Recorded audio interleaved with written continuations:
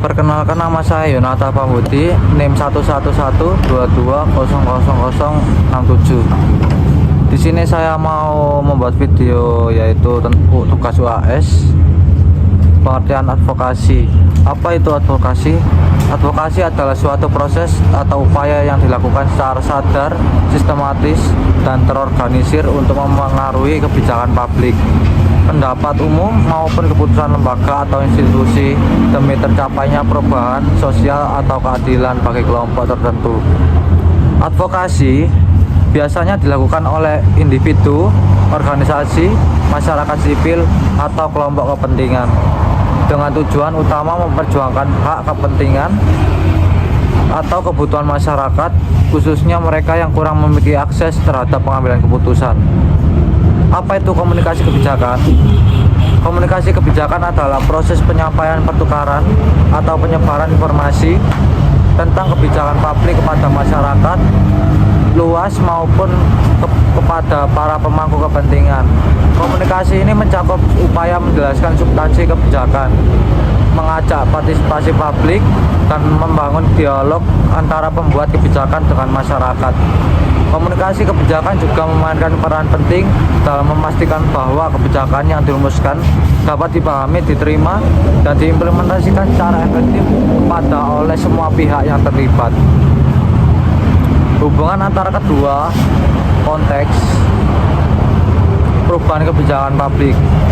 Hubungan antara advokasi dan komunikasi kebijakan sangat erat dan saling melengkapi, terutama dalam konteks perubahan kebijakan publik.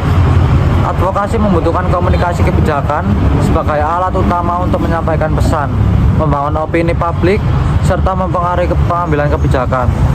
Tanpa komunikasi yang efektif, pesan advokasi tidak akan sampai kepada target audiensi, sehingga peluang terjadi perubahan kebijakan menjadi kecil. Sebaliknya, komunikasi kebijakan yang baik dapat memperkuat legitimasi gerakan advokasi dan mempercepat tercapainya perubahan sosial yang diinginkan. Peran media massa dan media sosial dalam advokasi kebijakan. Media memiliki peran yang sangat penting dalam menyebarluaskan isu serta membangun opini publik. Dua jenis media yang utama digunakan dalam media sosial dan media massa. Media sosial berfungsi sebagai alat untuk menyampaikan pesan advokasi secara cepat dan luas melalui platform seperti Twitter, Instagram, dan Facebook. Seperti media sosial yang lainnya juga digunakan.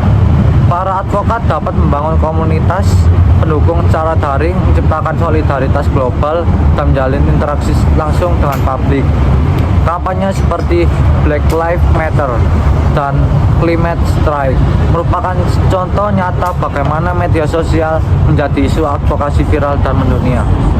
Sementara itu, media massa seperti televisi, surat kabar, dan radio memiliki peran dalam memberikan kredibilitas dan legitimasi terhadap isu yang diangkat.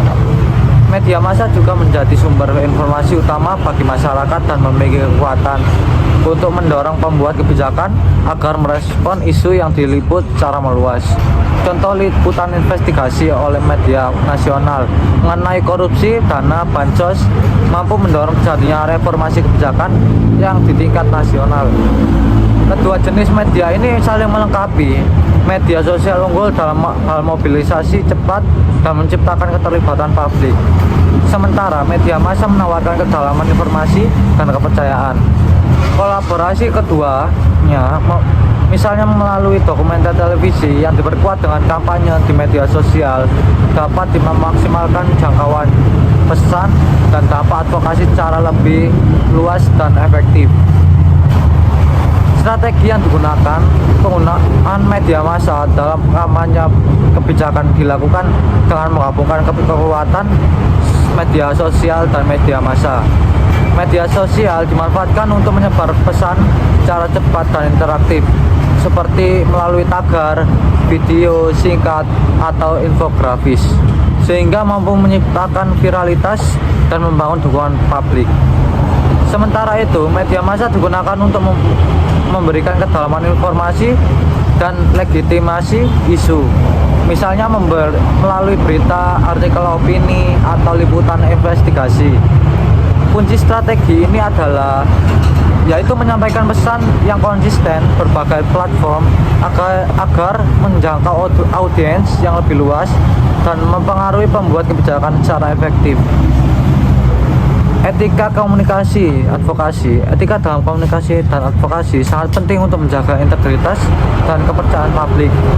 Prinsip dasarnya mencakup kejujuran dalam menyampaikan informasi, transparansi terhadap tujuan dan kepentingan advokasi, akuntabilitas atas dampak dan yang ditimbulkan, serta keadilan bagi kelompok rentan. Etika ini menjadi landasan agar advokasi tetap kredibel dan bertanggung jawab. Isu hoaks atau manipulasi informasi dalam advokasi. Hoaks adalah informasi palsu yang disebarkan dengan tujuan menyesatkan publik atau pembuat kebijakan. Manipulasi informasi terjadi saat data atau narasi diubah untuk membentuk opini yang salah. Keduanya menjadi tantangan serius di era global karena dapat merusak reputasi gerakan advokasi, menimbulkan misinformasi, dan memicu konflik sosial. Contoh yaitu hoax dalam advokasi, misalnya terjadi kebijakan subsidi yang dihapus padahal tidak benar sehingga memicu kemarahan masyarakat.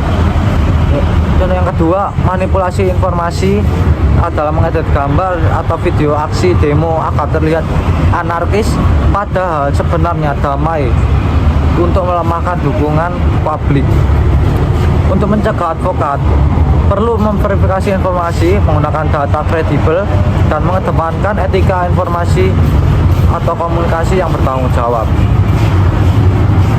Advokasi di tingkat lokal dan internasional.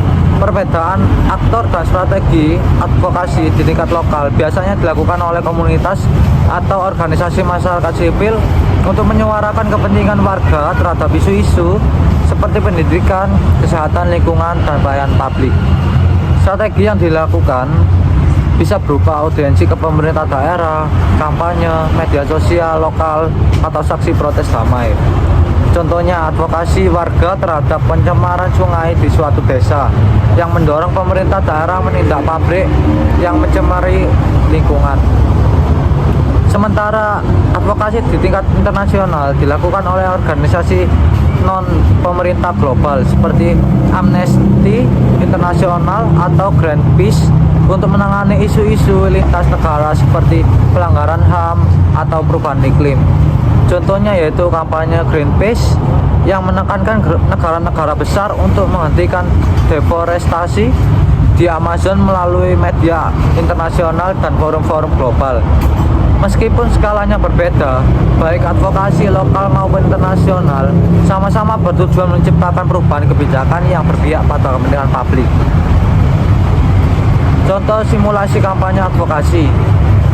Simulasi kampanye advokasi adalah metode pembelajaran di mana mahasiswa berperan sebagai aktor dalam advokasi seperti NGO, pemerintah, DPR, media, dan masyarakat. Tujuannya untuk melatih komunikasi, strategi, pemahaman proses kebijakan.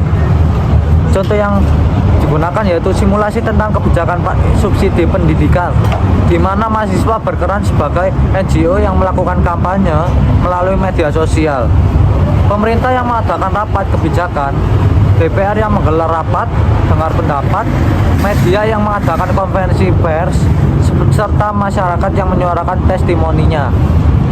Refleksi praktik yang dilakukan di kelas. Melalui simulasi, mahasiswa dapat belajar secara langsung bagaimana advokasi dilakukan, dari memancing strategi, menyusun argumen, hingga bernegosiasi lintas aktor. Praktik ini memperkuat keterampilan berpikir kritis, kerja tim, dan komunikasi publik. Contoh yang digunakan untuk refleksi yaitu setelah simulasi, mahasiswa menyadari pentingnya data yang valid, komunikasi yang etis, dan kerjasama antar peran. Simulasi juga membuka wawasan bahwa advokasi bukan sekedar aksi, tapi juga membutuhkan strategi dan tanggung jawab sosial. Evaluasi.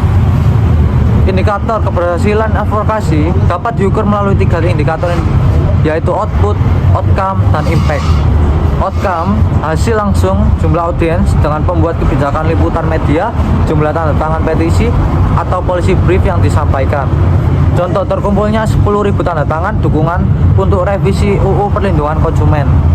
Dan outcome hasil jangka menengah adanya perubahan opini sikap pejabat atau masuknya isu ke dalam agenda kebijakan.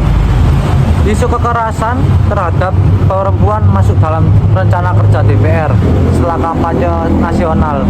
Berikut adalah contohnya. Untuk impact sendiri, dampak jangka panjang, perubahan kebijakan nyata implementasi program atau peningkatan kesejahteraan masyarakat. Contohnya diterbitkannya peraturan daerah tentang larangan plastik sekali pakai setelah advokasi lingkungan. Pengukuran dampak advokasi kebijakan sendiri dapat diukur menggunakan alat evaluasi seperti survei pasca kampanye. Yang kedua, wawancara dengan pemangku kepentingan. Yang ketiga, analisis media dan opini publik.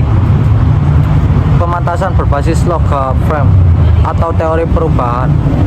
Yang contohnya yaitu setelah kampanye ditinggal digital tentang bahaya rokok di kalangan remaja, dilakukan survei sebelum dan sesudah kampanye yang menunjukkan minat merokok sebesar 20% di kelompok target usia. Mungkin sekian dari saya, Yonata Pambudi, NIM 67. Terima kasih atas video yang saya buat ini. Mohon maaf jika ada yang salah.